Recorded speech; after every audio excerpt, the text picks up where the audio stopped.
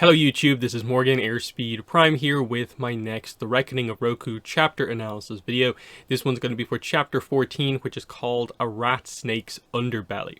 So once again, a YouTube channel membership is enabled if you would like to help support the channel, and if you subscribe that would also be very helpful. But we'll jump in here. So we are back to a Malaya point of view chapter, meaning we're with the clan here on the Foggy Island, and we jump in here, of course. So, Malaya has just finished speaking to Ulo, of course, the clan chief, and she heads kind of out to find the more veteran scout, Amihan. So she gets on her gorilla tarsier, Kilat, and heads out to the kind of position, because they've effectively exchanged kind of who's the scout on duty effectively, and so they meet up at this point, and we meet Amihan up in the canopy of the forest, basically watching the earthbenders. So this is where we get the title drop. Amihan is the one who says they're as pale as a rat snake's underbelly. That's that little moment there. Amihan is then like, oh, what did Ulo say to do with them? Get them to leave. That's all? Okay, so what we find out here is that Amihan is sort of like, okay, we'll do your plan to try and get rid of them kind of safely, but as we'll see, things kind of go a little bit wrong, and the kind of truth that the previous Malaya chapter was kind of leaning towards gets properly revealed here. That's what this chapter is really about. So the idea here is that they track the earthbenders to this kind of waterfall that they begin to explore. And they wait until basically the two sort of non-soldiers basically leave. So the mother and the daughter head off. So there's only the earthbenders there. And what the plan is for Malaya is she hopes to get them to leave by basically stealing all of their supplies. That if they don't have their survival items, tools, that sort of thing, they'll be forced to retreat from the island. So she's planning to steal their packs here, all of them. And this is where she's going to use Amihan's airbending to help her out. And so the mission here is basically Malaya's going to get in close. She'll do most of the work up close. She just needs the airbending. So, prepare for my signal is basically the idea of the order to Amihan. So she gets down there, and of course this is where the fog comes into play. Already you can't see that far ahead of you. The islanders specifically have quite good vision because they're used to seeing through the fog. Other people, it's pretty much invisible. But what happens here is that Malaya uses this even more. So she gets Amihan to use her airbending to sort of bring the fog even closer together, to make it an even denser fog, so that you literally can't see anything. But because Malaya has sort of ahead of time visualized the layout of like, okay, well, the packs are here, here, here, here. While we're in the sort of like invisible fog, basically, I'll head in and just navigate by sense, grab the stuff, get out, and that's the actual plan. So it actually goes relatively well. The only problem is that she can't pick up all of the packs on one trip because they're absolutely stuffed with stuff. So it's going to have to be multiple trips pretty much. So she grabs two here, goes back, grabs some more. But then while she's moving to kind of like hide them ahead of like properly getting rid of them, she bumps into a woman. And so it's revealed here that the mother and daughter have kind of arrived back. And so we get some dialogue here from the mother. And it says, is that you, Xia? And that's spelled Xia. So we learn here that the daughter's name is Xia.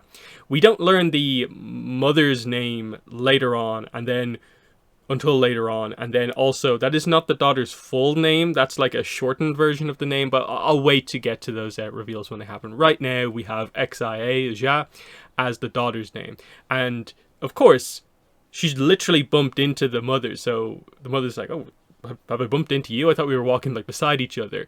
And there's a bit of like, what's happening here? But because the fog is so thick, no one can really see each other.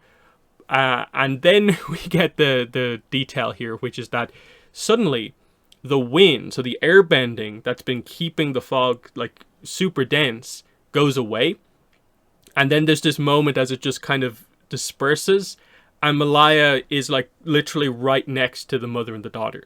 And there's obviously the reaction of, they see a native on the island for the first time, and Malaya's like, oh no, I've been spotted, basically. So you get that dramatic moment here, and they're straight away like, who are you? She realizes she needs to move immediately because the earthbenders start launching rocks, but Malaya acts quite quickly here. So what she does here is she hops over an earth wall that one of them, the earthbenders, makes, and basically dives into the air and is caught by her gorilla tarsier Kilat. And we get across the idea that gorilla tarsier is a relatively big animal that is amazing in these sort of like foresty jungle style environments. So the strength of this animal gets Malaya to safety and pretty much prevents them from being followed as well. It's just the terrain advantage is too much in the natives' favor here. So that's what happens here. So she makes her way back to Amihan, and we find Amihan basically laughing. And we get the reveal that the reason Amihan sort of stopped airbending was basically just to see what would happen.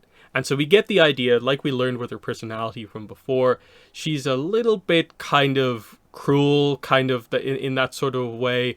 And now we see the kind of like jokey aspect of like, Malaya could have been killed here, but Amihan put her in all this danger just to sort of see, lol, what would happen type thing.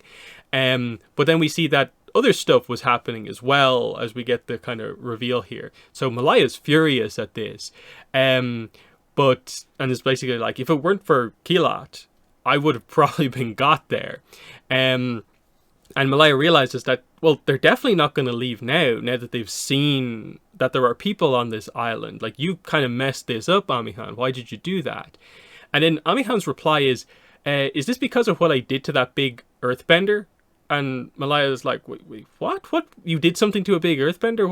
What's going on here? And Amihan's like, oh, nothing. I didn't do anything. But yeah, the idea is they're going to search for the village now.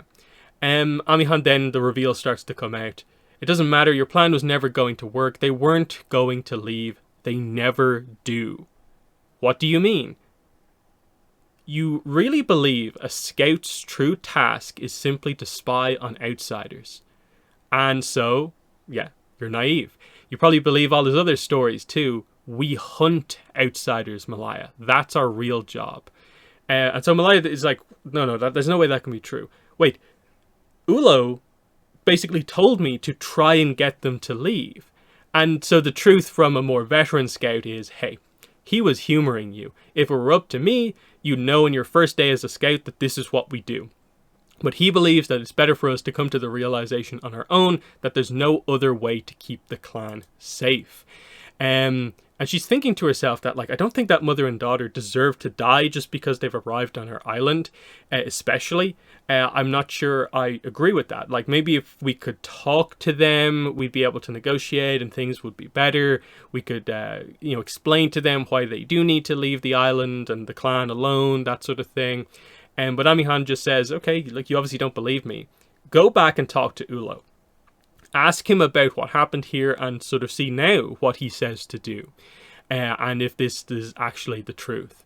But then she adds in at the end as the chapter comes to a close, and while you're there, be sure to sharpen your blade.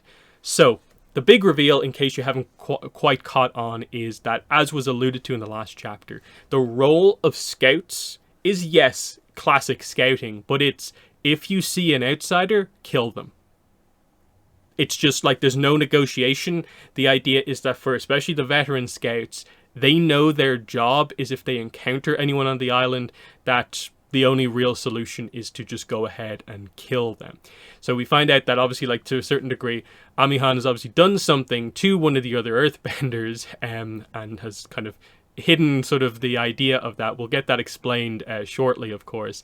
But that is the big reveal. So the thing that Malaya didn't want to think is true is actually true. And I think we've already got the idea from Malaya as a character that it is not really in her nature that she's going to want to kill especially without asking questions. Malaya is curious, and she admires the curiosity, especially of the mother and the daughter. So the idea that she would actually have to kill them is a preposterous idea to her. So it sets up this idea of this major kind of life-affecting discussion here with Ulo of, this can't be true. Tell me it's not true.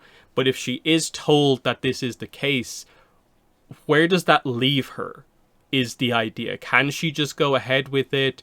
Will they change her role in the clan? But then the outsiders still need to be dealt with, is the idea that if Malaya isn't willing to do it, Amihan's going to do it. They'll get another scout to do it. And is Malaya going to do something about that if she doesn't agree with it? So there's all these sort of ideas that are going through your head here, because this is a character who, you know, has a good view on things, like doesn't view outsiders as just being evil, kind of thinks there's some hope for them. And, you know, that's not a wrong idea. Like, you understand the caution from Ulo from, like, the previous chapter on the island, but now we get this idea that it's just the rules, effectively, of the clan, that to just, without asking questions, kill anyone who arrives. This is part of how they have kept the island, like, isolated to itself for all this time, is by being quite brutal themselves. Now, obviously, you compare this to sort of a lot of the stories, and you highlight, well, are those stories true about the nations arriving and wiping out a different named clan on the island, or is that just made up to justify the islanders being quite aggressive towards outsiders? And it's like, what is the situation? But again, as far as we've been told, it's a known thing. Everyone knows that some of those stories are not exactly the truth, but how much truth is there to any of them? And it's an interesting discussion, I think, to have about, oh yeah, like, well, what is the right situation here? Because Malaya can't really just abandon the clan, or she doesn't really have anything. So fascinating arc for this character, kind of learning the truth after all this time about her own clan, and it's the mysterious kind of islanders of the book. So interesting stuff. But yeah, in the comments, let me know what your thoughts are on this chapter, on the kind of big reveal about what the Scout's true role actually is. Yeah, that's been the video. Thanks for watching, and bye.